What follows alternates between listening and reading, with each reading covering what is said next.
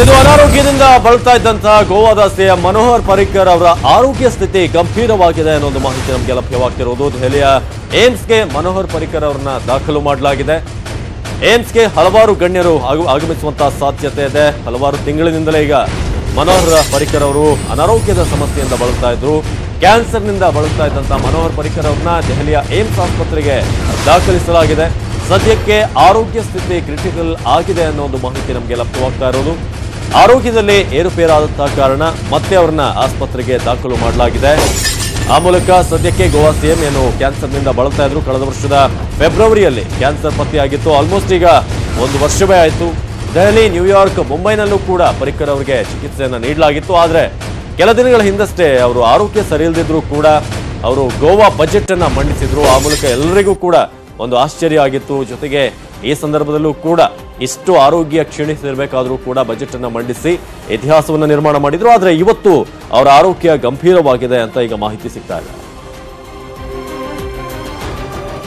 ಈ ಬಗ್ಗೆ ಹೆಚ್ಚಿನ ಮಾಹಿತಿಯನ್ನು ನೀಡ್ತಾರೆ ನಮ್ಮ ದೆಹಲಿಯ ಪ್ರತಿನಿಧಿ ಧರಣೇಶ್. ಧರಣೇಶ್, ಈಗ ಪರಿಕ್ಕರ್ ಅವರನ್ನ ಅಡ್ಮಿಟ್ ಮಾಡಲಾಗಿದೆ ಅಂತ, ಆರೋಗ್ಯ ಸ್ಥಿತಿ ಹೇಗಿದೆ, ಸದ್ಯಕ್ಕೆ ಏನ್ ಮಾಹಿತಿ ಸಿಕ್ಕಿದೆ ಅಂತ? ಗೋವಾ ಮುಖ್ಯಮಂತ್ರಿ ಮನೋಹರ್ ಪರಿಕ್ಕರ್ ಅವರ ಆರೋಗ್ಯ ಇತ್ತೀಚೆಗೆ ಬಹಳ ಗಂಭೀರವಾಗಿತ್ತು.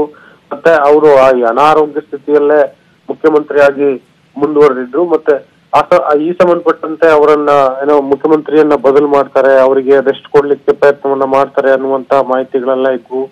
ಆದ್ರೂ ಕೂಡ ಅವರ ಆರೋಗ್ಯ ಸರಿ ಇಲ್ಲದಿದ್ರು ಮುಖ್ಯಮಂತ್ರಿಯಾಗಿ ಮುಂದುವರೆದಿದ್ರು ಮತ್ತು ಬಜೆಟ್ ಮಂಡನೆಯನ್ನ ಮಾಡಿದ್ರು. ಈಗ ಅದು ಬಹಳ ಗಂಭೀರ ಸ್ವರೂಪ ಪಡ್ಕೊಂಡ ಹಿನ್ನೆಲೆಯಲ್ಲಿ ಈಗ ಅವರನ್ನ ದೆಹಲಿಯ ಏಮ್ಸ್ ಆಸ್ಪತ್ರೆಗೆ ದಾಖಲು ಮಾಡಿದ್ದಾರೆ. ಹಿಂದೆ ಕೂಡ ಏಮ್ಸ್ ಆಸ್ಪತ್ರೆಗೆ ಅವರನ್ನ ದಾಖಲು ಮಾಡಿ ಚಿಕಿತ್ಸೆ ಕೊಡಿಸಲಾಗಿತ್ತು.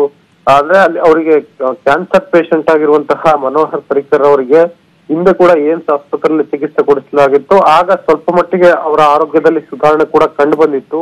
ಈ ಹಿನ್ನೆಲೆಯಲ್ಲಿ ಅವರು ಮತ್ತೆ ಗೋವಾಕ್ಕೆ ತೆರಳಿ ಮುಖ್ಯಮಂತ್ರಿಯಾಗಿ ಅಲ್ಲಿ ಅವರ ಕರ್ತವ್ಯ ನಿರ್ವಹಿಸ್ತಾ ಇದ್ರು. ಆದ್ರೆ ಈಗ ಮತ್ತೆ ಅದು ಗಂಭೀರ ಸ್ವರೂಪ ಪಡ್ಕೊಂಡಿರುವ ಹಿನ್ನೆಲೆಯಲ್ಲಿ ಈಗ ಬೇರೆ ದಾರಿನೇ ಇಲ್ಲ ಅನ್ನುವಂತ ಪರಿಸ್ಥಿತಿಯಲ್ಲಿ ಮತ್ತೆ ಏಮ್ಸ್ ಆಸ್ಪತ್ರೆಗೆ ಅವರನ್ನ ದಾಖಲು ಮಾಡಲಾಗಿದೆ.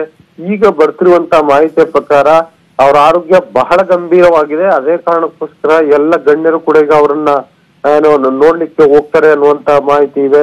ಅಂದ್ರೆ ಎಲ್ಲ ಹಿಂದೆ ಕೂಡ ಅವರು ದೆಹಲಿ ಏಮ್ಸ್ ಆಸ್ಪತ್ರೆ ಇದ್ದಾಗ ಯಾರು ಹೋಗಿರ್ಲಿಲ್ಲ. ಅಂದ್ರೆ ಅಷ್ಟು ಮಟ್ಟಿಗೆ ಅವರು ಮತ್ತೆ ಗುಣಮುಖರಾಗ್ತಾರೆ ಅನ್ನುವಂತ ವಿಶ್ವಾಸ ಬಹುಶಃ ಇತ್ತೇನೋ. ಆದ್ರೆ ಈ ಬಾರಿ ಬೇರೆ ಬೇರೆ ಗಣ್ಯರು ಅವರನ್ನ ನೋಡ್ಲಿಕ್ಕೆ ಹೋಗುವಂತಹ ಮುನ್ಸೂಚನೆಗಳು ಕಾಣಿಸ್ತಾ ಇದಾವೆ. ಹಾಗಾಗಿ ಅವರ ಆರೋಗ್ಯದ ಬಗ್ಗೆ ಈಗ ಅನುಮಾನಗಳು ಶುರುವಾಗಿದ್ದಾವೆ. ಅವಿನಾಶ್, ಧನ್ಯವಾದ ಮಾಹಿತಿಗಾಗಿ ಧರಣೇಶ್.